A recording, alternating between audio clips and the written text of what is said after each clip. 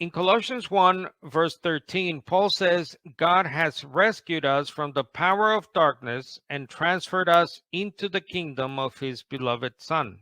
Like the Gospels, the point here is that Christians have been removed from this present evil age by choosing the kingdom lifestyle now. Paul alludes to this fact throughout this chapter. In verse 9, for this reason we also, since the day we heard about it, that is the kingdom message, have not ceased praying for you and asking that you may be filled with the knowledge of his will in all spiritual wisdom and understanding, so that you will walk in a manner worthy of the Lord.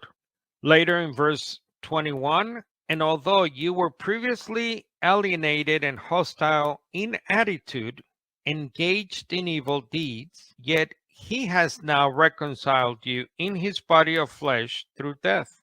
And once again, note the emphasis on the future. In verse 4, we heard of your faith in Christ Jesus and the love which you have for all the saints, because of the hope reserved for you in heaven. And verse 23, if indeed you continue in the faith firmly established and steadfast, and not shifting from the hope of the gospel that you have heard.